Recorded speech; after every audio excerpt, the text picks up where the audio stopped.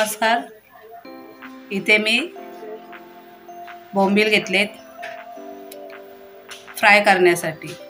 ते कापून असे मी स्वच्छ धुवून घेतलेले आहेत. आता मी त्याला मीठ मसाला लावून घेते.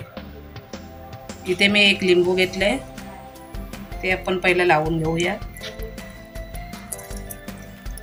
लिंबू कशासाठी वापरायचं? थोडा लिंबामुळे आपल्या बोंबील ते कसे एकदम गिलगिलीत असतात ना, तर थोडा लिंबामुळे त्याला कडकपणा येतो. इथे मी 8 बोंबील घेतलेले आहेत. त्या हिशोबाने मी 1 चमचा मीठ टाकते. तुम्ही तुमच्या कसे बोंबील तुमचे असतील तसे त्या अंदाजानुसार मीठ टाका. मी इथे 8 बोंबील घेतले आणि 1 छोटा लिंबाचा रस टाकलाय. आता मी अर्धा चमचा हळद टाकून घेते. 8 ते 10 कोकम घालून मी पाण्यात अशी भिजत ठेवली होती. कोकमाचा रस, तुमच्याकडे आगळ असेल तर आगळ पण तुम्ही वापरू शकता. मी इथं कोकम भिजत ठेवली होती 5 मिनिटासाठी आणि त्याचा रस काढून घेतलाय, तो टाकून घेतलाय. आता आपण हे मिक्स करून अर्ध्या तासासाठी ठेवून देऊया. इथे मी आता बोंबील फ्राय करायला घेतले. इथे आपला अर्धा तास झालाय. त्याला हळद, मीठ, कोकम लावून ठेवलं होतं, लिंबू वगैरे ते मॅरिनेट करून. आता इथे मी फ्राय पॅन ठेवलंय, त्याच्यामध्ये 4 चमचे तेल घालून घेतलंय. इथे आपल्याला डीप करण्यासाठी तांदळाचं पीठ घेतलंय. मी इथे रवा नाही यूज करत, मी तांदळाचं पीठ यूज करते. आणि इथे आपला लाल मसाला घेतलाय 4 चमचे, हळद 1 चमचा, आणि आपण मीठ मॅरिनेट करताना लावलं होतं म्हणताना इथे मी थोडं अर्धा चमचा मीठ घेतलं. आता आपण हे सर्व मिक्स करून घेऊया.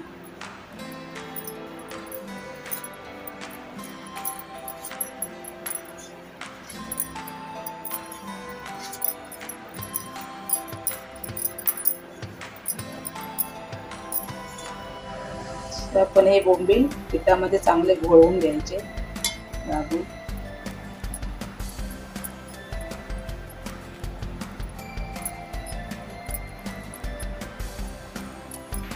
इथे आपलं तेल गरम झालंय. मी आता हे बोंबील फ्राय करण्यासाठी टाकून देते.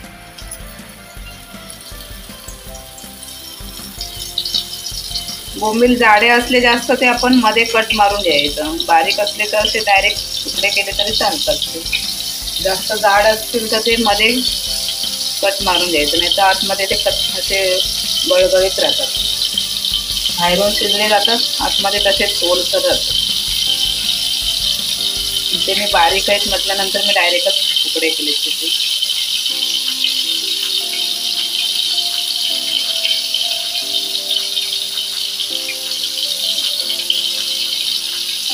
बोंबील टाकते वेळी थोडी गॅस मिडियम ठेवायची.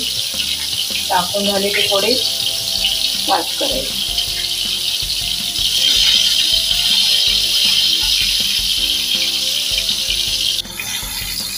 तिथे सारखं ढवळाढवळ करत नाही राहायचे, इकडून तिकडे पलटत नाही राहायचे. थोडं एका साईडने थोडं 2 ते 3 मिनिटं कडक व्हायला द्यायचे आणि नंतर मग पलटी करायचं. म्हणजे सारखं हलवत राहिलं तर ते किक करू शकतात तुम्ही. 3 मिनिटं झालेत. मी आता एक बोंबील पलटी करून घेते.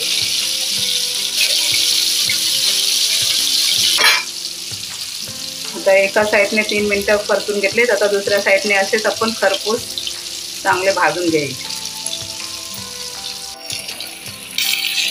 अशा प्रकारे आपले हे दोन्ही साईडने बोंबील चांगले फ्राय झाले. आता काढून घ्या.